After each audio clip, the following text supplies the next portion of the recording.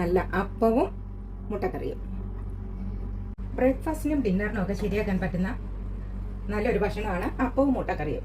ഇനി ശരിയാക്കുന്നത് നല്ല വെള്ളയപ്പവും മുട്ടക്കറിയുമാണ്. മുട്ടക്കറി തേങ്ങാപ്പാലാണ് ശരിയാക്കുന്നത്. ഇത് 1 ഗ്ലാസ് പച്ചരിയും 3/4 കപ്പ് തേങ്ങയും ചേർത്തിട്ട് കുതിർത്തരച്ചെടുത്തതാണ്. അതിനോടൊപ്പം 4 സ്പൂൺ ചോറും കൂടി ചേർത്തിരുന്നു. മറ്റൊന്നും ഇതിനകത്തിൽ ചേർത്തിട്ടില്ല. എന്നിട്ട് ഒരു രാത്രി മുഴുവൻ വെച്ചിരുന്നപ്പോഴേക്കും മാവ് നന്നായിട്ട് പൊന്തി വന്നിട്ടുണ്ട്. കുറച്ച് മാവ് ഞാൻ എടുത്ത് ഫ്രിഡ്ജിൽ വെച്ചു. ബാക്കി ഇന്ന് രാവിലെ റെഡിയാക്കാമെന്ന് കരുതിയിട്ട് തുടങ്ങുകയാണ്. ആവശ്യത്തിനുള്ള ഉപ്പ് കൂടി ചേർക്കാം. എന്നിട്ട് ഇത് നന്നായിട്ടൊന്ന് മിക്സ് ചെയ്തിട്ട് നമുക്ക് അപ്പം റെഡിയാക്കി എടുക്കാം. ഇവിടെ ഇപ്പോഴും ആൾക്കാർ ഉറക്കമാണ്. ഞാൻ രാവിലെ കിച്ചണിലേക്ക് വന്നപ്പോഴേക്കും നല്ല പൊന്തിയിരുന്ന മാവ് കണ്ടു. അപ്പോഴും തന്നെ അപ്പം റെഡിയാക്കാമെന്ന് കരുതി.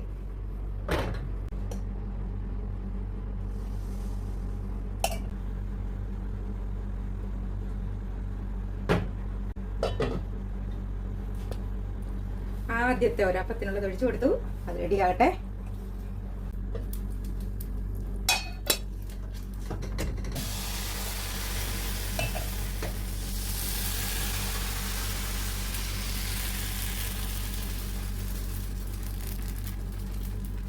നല്ല സോഫ്റ്റായ അപ്പം റെഡിയായി കിട്ടിയിട്ടുണ്ട്. സോഡാപ്പൊടിയും ഇല്ല, ഈസ്റ്റും ഇല്ല. നല്ല സൂപ്പർ അപ്പം, നല്ല ടേസ്റ്റായിട്ട് നല്ല സോഫ്റ്റായിട്ട് ഈ സംഭവം കിട്ടിയിട്ടുണ്ട്.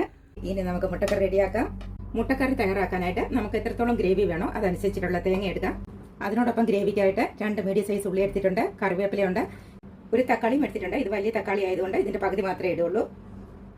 എരിവിനനുസരിച്ചിട്ട് വേണ്ടുന്ന പച്ചമുളകും ഉണ്ട്. ആദ്യത്തെ തേങ്ങാപ്പാൽ ഇത്രയും കിട്ടിയിട്ടുണ്ട്. ഇത് നമുക്ക് മാറ്റി വെച്ചിട്ട് ബാക്കിയുള്ളത് കൂടി അടിച്ചെടുത്തിട്ട് ആ തേങ്ങാപ്പാലിലാണ് നമ്മളിനി ഉള്ളിയൊക്കെ വഴറ്റുന്നത്, വേവിച്ചെടുക്കുന്നത്.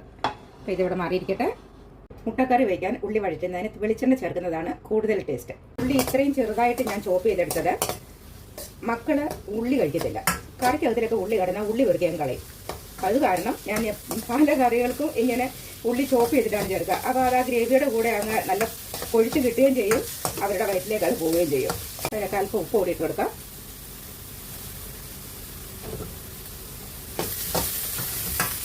ഹാഫ് ടീസ്പൂൺ ജിഞ്ചർ ഗാർലിക്കിന്റെ പേസ്റ്റും കൂടി ഇട്ട് കൊടുക്കാം. പച്ചമുളക് ഇട്ട് കൊടുക്കാം.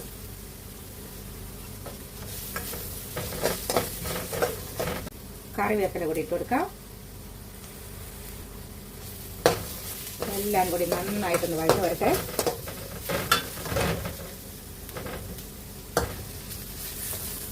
അര ടീസ്പൂൺ മഞ്ഞൾ പൊടി ഇട്ടു. മഞ്ഞൾ പൊടി നന്നായിട്ടൊന്ന് മൂക്കട്ടെ ഇതിൽ കിടന്നിട്ട്. അപ്പം മഞ്ഞൾ റെഡി ആയിട്ടുണ്ട്. ഇനി നമുക്ക് 1 സ്പൂൺ മല്ലിപ്പൊടി ഇടാം.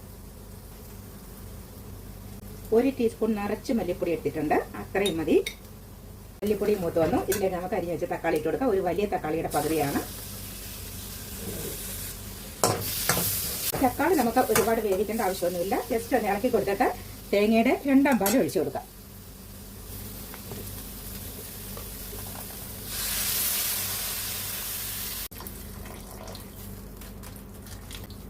തേങ്ങയുടെ 2ാം പാൽ ഒഴിച്ചു. ഇനി നമുക്ക് നന്നായിട്ട് ഇളക്കി കൊടുക്കാം. പിന്നെ ഈ മസാലകളെല്ലാം ഇതിൽ കിടന്നിട്ടൊന്ന് തിളച്ച് വേകട്ടെ. ഇതിൽ ചേർത്തിരിക്കുന്ന മസാലകളും ഈ തക്കാളിയും ഉള്ളിയും ഒക്കെയാണ് ഈ മുട്ടക്കറിക്ക് ടേസ്റ്റ് കൊടുക്കുന്നത്. മുട്ടയിൽ നിന്ന് പ്രത്യേകിച്ച് ഫ്ലേവർ ഇറങ്ങാനൊന്നുമില്ല.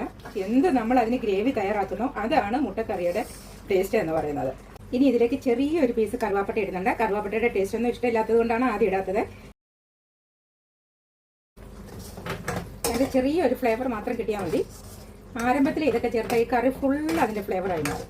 പിന്നെ അല്പസമയം ഇതിൽ നിന്ന് കിടന്ന് തഴുകുമ്പോഴേക്കും ചെറുതായിട്ടൊരു ഫ്ലേവർ കിട്ടും. എന്നിട്ട് അതിനെ എടുത്ത് മാറ്റാം. ഇത് കാണാൻ മാത്രമല്ല കഴിക്കാനും നല്ല ടേസ്റ്റാണ്.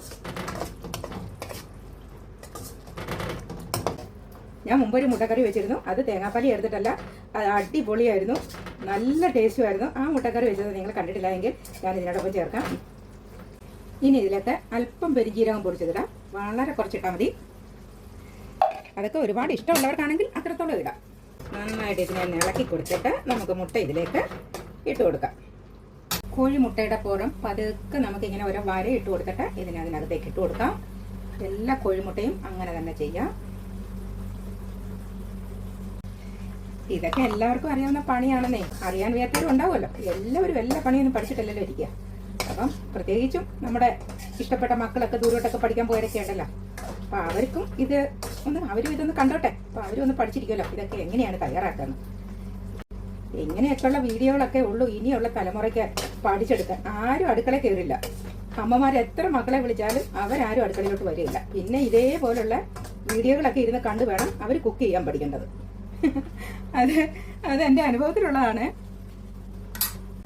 തീ കുറച്ച് വെച്ചിട്ട് നമ്മൾ ആദ്യം തയ്യാറാക്കി വെച്ചിരുന്ന ആദ്യത്തെ തേങ്ങാപ്പാൽ ഇതിലേക്ക് ഒഴിച്ചു കൊടുക്കാം. ആദ്യത്തെ തേങ്ങാപ്പാൽ കൂടി ഒഴിച്ചിട്ട് നന്നായിട്ട് ഇളക്കി. ഇനി ഇത് ഒരുപാട് തിളയ്ക്കാൻ പാടില്ല, ജസ്റ്റ് ഒന്ന് ചൂടാകുക മാത്രം മതി. അതിനുശേഷം നമുക്ക് ഫ്ലെയിം ഓഫ് ചെയ്തിട്ട് അപ്പത്തിൻ്റെ കൂടെ ഇതിനെ സെർവ് ചെയ്യാം.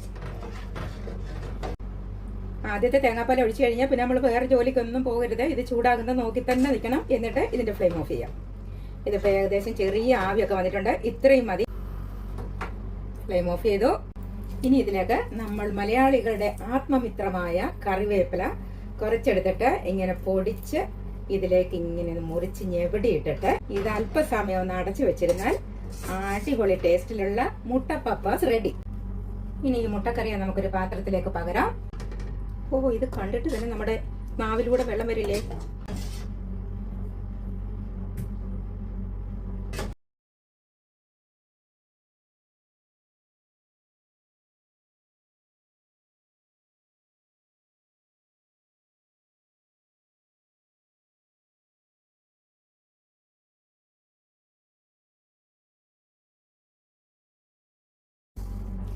ഇത് കണ്ടല്ലോ, നല്ല അടിപൊളിയായ മുട്ട പപ്പാസ്.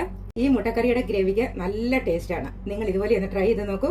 നിങ്ങൾക്ക് എല്ലാവർക്കും ഇഷ്ടപ്പെടും. സാധാരണ നമ്മൾ മുട്ടക്കറിയൊക്കെ വെച്ച് കഴിഞ്ഞാൽ ഗ്രേവിക്കല്ലേ ടേസ്റ്റ്, മുട്ടയ്ക്കല്ലല്ലോ ടേസ്റ്റ്, മുട്ടയുടെ ഗ്രേവിക്കല്ലേ. ഈ ഗ്രേവി സൂപ്പറാണ്. നിങ്ങളത് ട്രൈ ചെയ്ത് നോക്കിയിട്ട് നിങ്ങളുടെ അഭിപ്രായം പറയൂ.